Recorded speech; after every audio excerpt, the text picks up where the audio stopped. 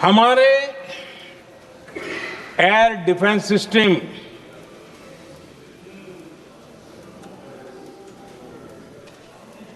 दुनिया में इसकी चर्चा है। हमारे एयर डिफेंस सिस्टम ने पाकिस्तान की मिसाइल और ड्रोन्स उसको तिनके की तरफ बिखेर दिया था।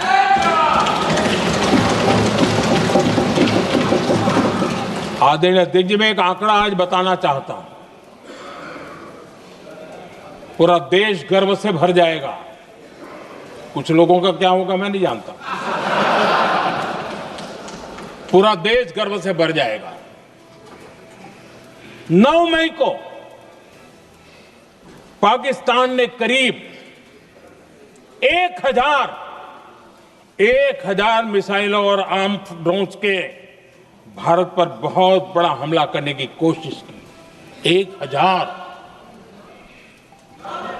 ये मिसाइलें भारत के किसी भी हिस्से पर गिरती तो वहां भयंकर तबाही मचती, लेकिन 1000 मिसाइल्स और ड्रोन्स को भारत ने आसमान में ही चूर चूर कर दिया।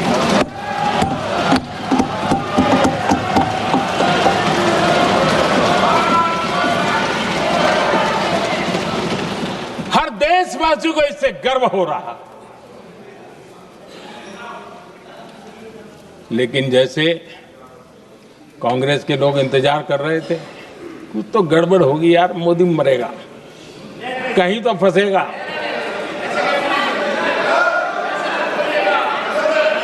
पाकिस्तान ने आदमपुर एयरबेस पर हमले का झूठ फैलाया, उस झूठ को बेचने की भरपूर कोशिश की, पूरी ताकत दी लगा दी। मैं अगले ही दिन आदमपुर पहुंचा और खुद जाकर के उनके झूठ को मैंने बेनकाब कर दिया। तब जाकर के उनको अकल ठिकाने लगी कि अब ये झूठ चलने वाला नहीं है। आदरणीय अध्यक्ष जी, जो हमारे छोटे दलों के साथी हैं, जो राजनीति में नए हैं, उनको कभी शासन में रहने का अवसर नहीं मिला, उनसे कुछ बातें निकलती मैं समझ सकता हूं। लेकिन कांग्रेस पार्टी ने इस देश में लंबे समय तक राज किया है, उसको शासन की व्यवस्थाओं का पूरा पता है, उन चीजों से वो निकले हुए लोग हैं, उनके लिए शासन व्यवस्था क्या होती इसकी समझ पूरी है, अनुभव है उनके पास। उसके बाद भी विदेश मंत्रालय तुरंत जवाब दे, उसको स्वीकारना नहीं। विदेश मंत्री जवाब दे, इंटरव्यू दे, बार बार बोले, उसको स्वीकारना नहीं। गृह मंत्री बोले, रक्षा मंत्री बोले, किसी पर भरोसा नहीं। जिसने इतने सालों तक राज किया, उनको देश की व्यवस्थाओं पर अगर भरोसा नहीं है, तब शक उठता है कि क्या हालत हो गई है इनकी। आदरणीय अध्यक्ष जी, अब कांग्रेस का भरोसा पाकिस्तान के रिमोट कंट्रोल से बनता है और बदलता है।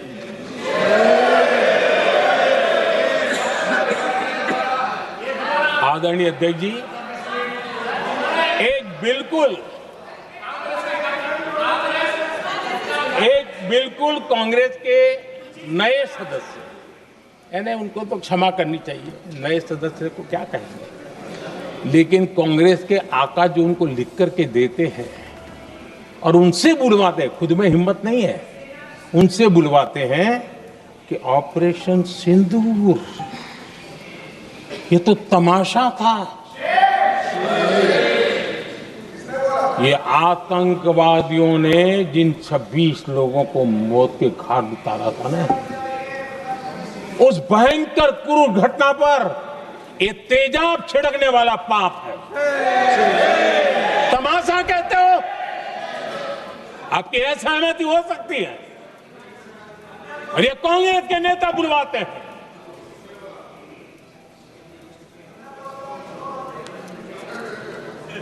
आदरणीय अध्यक्ष जी, पहलगाम के हमलावरों को कल हमारे सुरक्षा बलों ने ऑपरेशन महादेव करके अपने अंजाम तक पहुंचाया।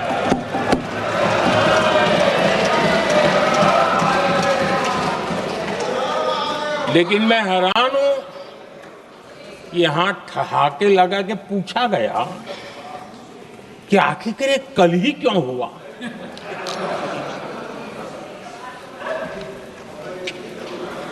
अब ये क्या हो गया है, मुझे समझ नहीं आ रहा है। क्या ये ऑपरेशन के लिए कोई सावन महीने का सोमवार ढूंढा गया था क्या? क्या हो गया है इन लोगों को? हताशा, निराशा इस हद तक।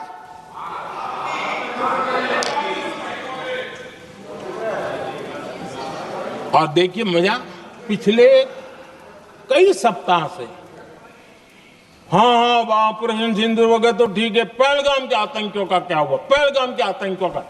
अब हुआ तो कल क्यों हुआ?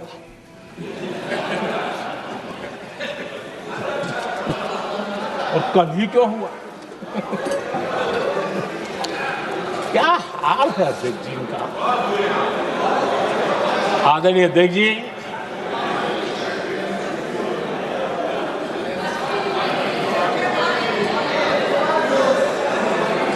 आदरणीय अध्यक्ष जी,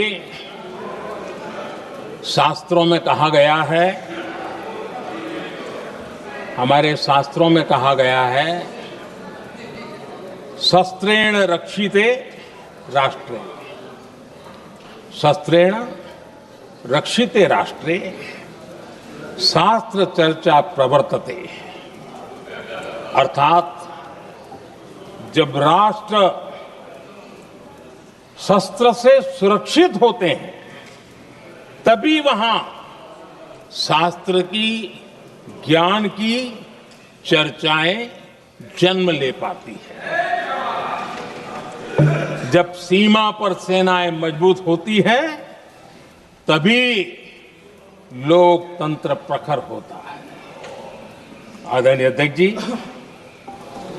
ऑपरेशन सिंदूर बीते दशक में भारत की सेना के सशक्तिकरण का एक साक्षात प्रमाण है।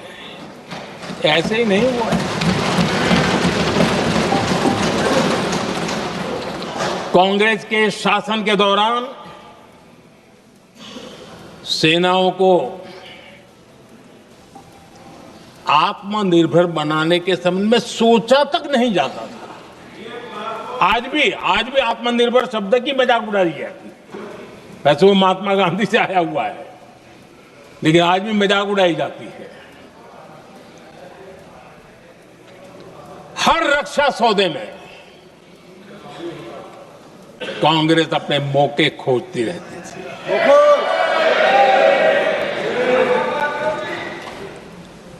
छोटे छोटे हथियारों को लिए विदेशों पर निर्भरता, ये इनका कार्यकाल रहा है। Bullet proof jacket, night vision camera तक नहीं होते थे। और लंबा लिस्ट है, जीप से शुरू होता है, बफोर, हेलीकॉप्टर, हर चीज के साथ घोटाला जुड़ा हुआ है।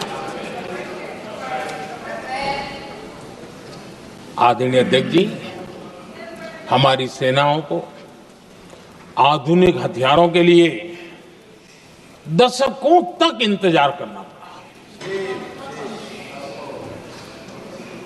आजादी के पहले, और इतिहास गवाह, एक जमाना था जब डिफेंस मैन्युफैक्चरिंग में भारत का आवाज सुनाई देती थी। जिस समय तलवारों से लड़ा जाता था ना, तब भी तलवारें भारत की श्रेष्ठ मानी जाती थी। हम डिफेंस के इक्विपमेंट में आगे थे। लेकिन आजादी के बाद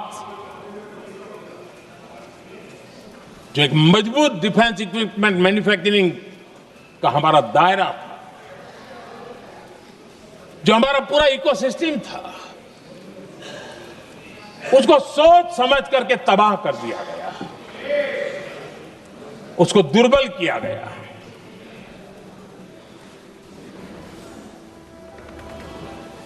रिसर्च और मैन्युफैक्चरिंग के लिए रास्ते बंद कर दिए गए। अगर इसी नीति पर हम चलते तो भारत इस 21वीं सदी में ऑपरेशन सिंदूर के संबंध में सोच भी नहीं सकता। यह हालत करके रखा हुआ था उन्होंने। भारत को सोचना पड़ता कि अगर कोई एक्शन लेना है तो शस्त्र कहां से मिलेंगे, साधन कहां से मिलेगा, बारूद कहां से मिलेगा, समय पर मिलेगा या नहीं मिलेगा, बीच बचाव में रुक तो नहीं जाएगा, ये टेंशन पालना पड़ता है।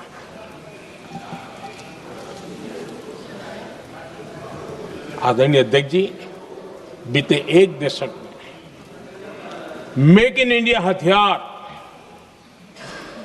सेना को मिले, उन्होंने इस ऑपरेशन में बहुत निर्णायक भूमिका निभाई।